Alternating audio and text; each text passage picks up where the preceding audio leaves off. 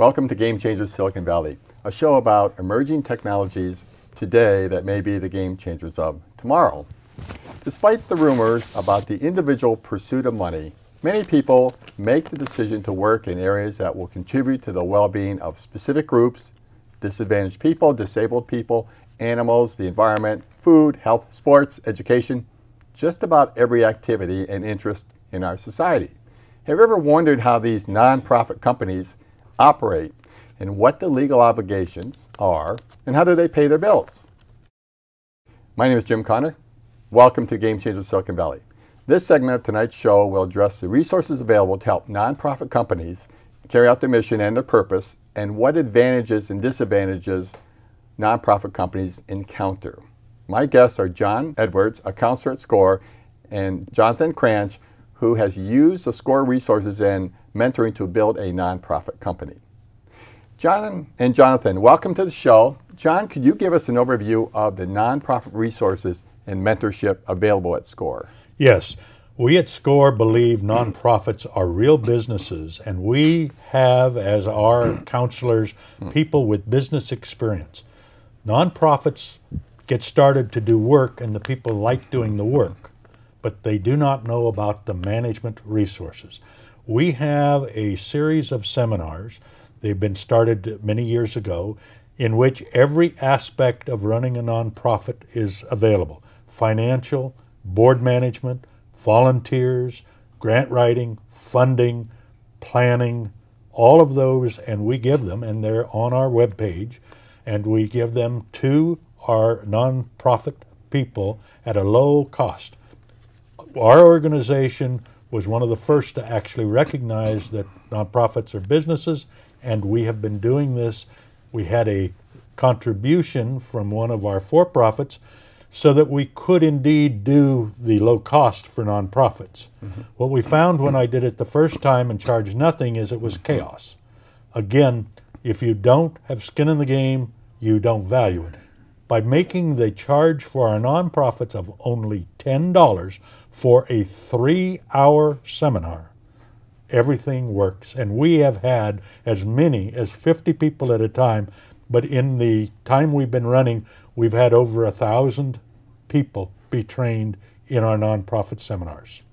What kind of people, are the people who come to the nonprofit or pursue nonprofits different than the people who pursue for-profit businesses? In general, they have a different motivation. They are trying to help a particular group or give back to the community rather than make money. We tell them, though, they have to make a profit. We do not like the name nonprofit. It should be a social business enterprise. We have to change the culture because we have to make it so they have to make a profit to be sustainable. And one of the things that we did during the downturn, San Jose City asked us to help some of their key nonprofits. One of the key nonprofits that I worked with, we had to get the financials in order. We had to get a reserve fund so that they weren't hand to mouth.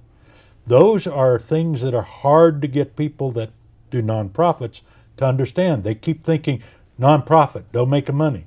I had a client today that came in and said, oh, you mean you're supposed to make money? You're supposed to have a reserve? So it's a real change. That's what's different. John, you have a nonprofit company, but why did you do the nonprofit and what was that experience like? Well, my wife and I used to go to the San Francisco Design Center to see what was new and realized when there's something new, there's something also discontinued. And she followed the line on that and found there was nothing productive being done with that.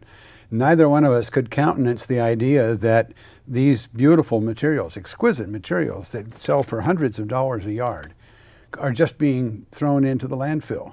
And she said, I can do better. And so it was all based on, here was a resource that was not being used, and she had a plan for how to use it. And we started from that point, getting a few small quantities and nurturing relationships, which she's very good at, with the showrooms, and starting to provide materials to art teachers in Palo Alto and up to 5 school districts eventually. And I sort of think of it as, find a need and fill it, but if you don't, the need will find you. I was looking for the next phase of my life, and I looked down and realized I was knee-deep in it already. So we used to do this out of the home, and it grew from there. We have a very dedicated core of aficionados. And the recipients then were schools and other people? It started off with schools, school teachers. Then as our quantities grew, we ran into the times of the year when schools weren't in session, and so we had to develop alternate ways of accessing the community. And from there we've grown into quite an organization. We have about 6,500 people on the email list. We have 400 people that will come to a monthly event now and make selections of the materials that we have out there. And they support us with donations. If they like what we're doing, they support us. That's great. There are people who take advantage of us, and there are people who are very generous. And is Jonathan typical of the type of nonprofit person you find? Yes, in many ways. In many ways. He does also, though, listen. That is hard because it's a mindset change. And he also, we're working on things to actually improve and grow his organization. So he had already started when he came and talked to us. However, there were many things that were not running business-like. That was the key. It was more mom and pop.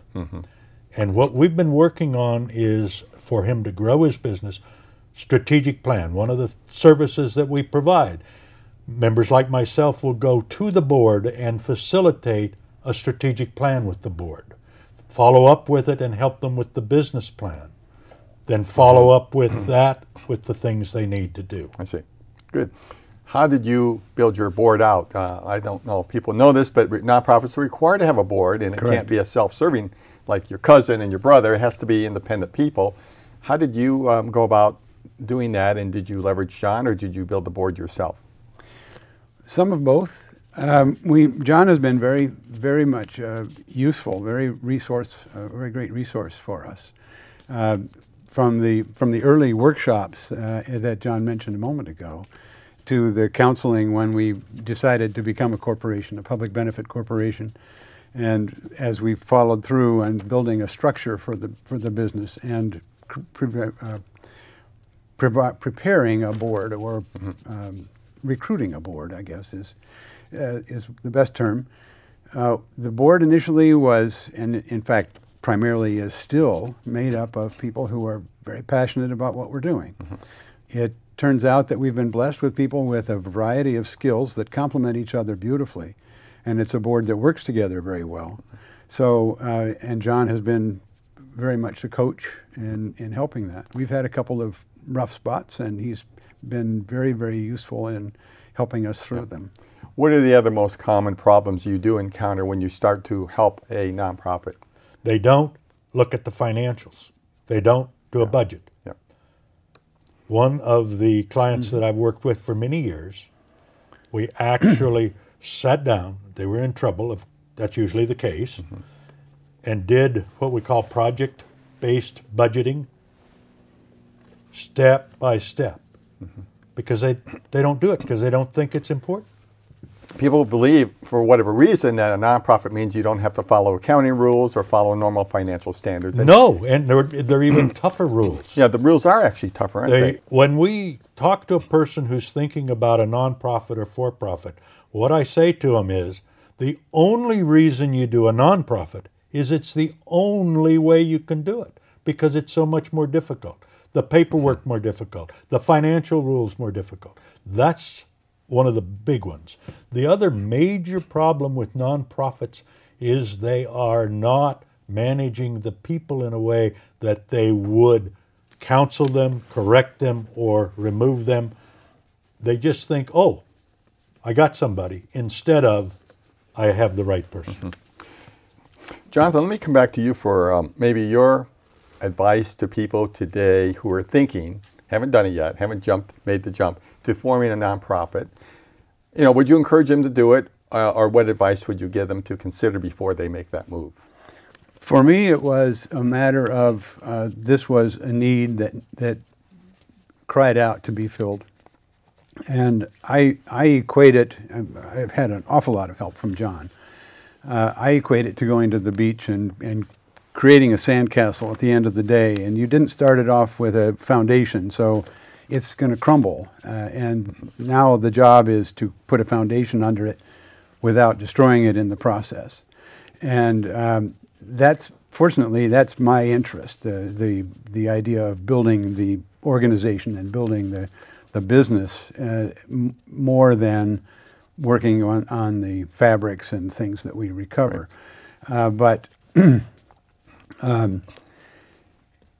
I think if somebody is driven by something that is deep in their heart, they should pursue it. And I think that the Council of SCORE is very useful in determining whether you want to do it as a nonprofit or do it. I know you used the example of Paul Newman, and he's got a for-profit enterprise, but it supports a nonprofit cause, a foundation, which is another way that we might have done it.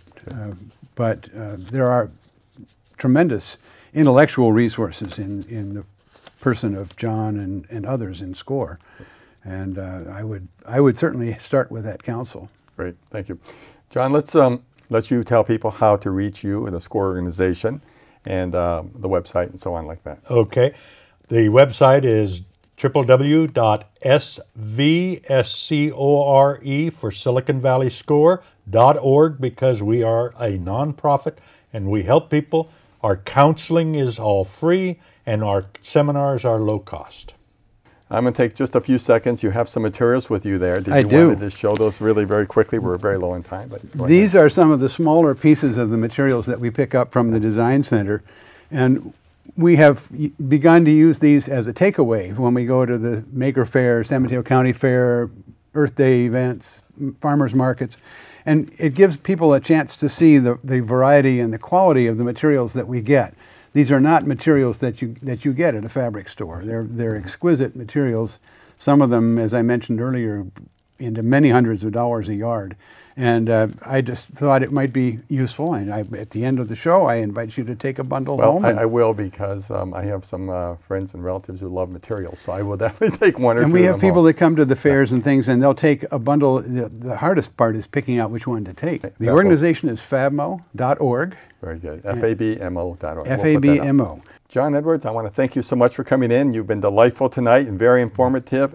Jonathan Cranch, thank you for your time and your insights and willingness to share your personal experience in forming a nonprofit and what you were able to get out of it. And I wish you both every success going forward. And thank you very much. And thank you. This is Jim Conner. I'd like to thank you for joining us for this week's episode of Game Changers Silicon Valley. Each week we'll address an area of innovation that may emerge as a game changer of tomorrow. We look forward to your continued interest and participation in upcoming shows. Good night now.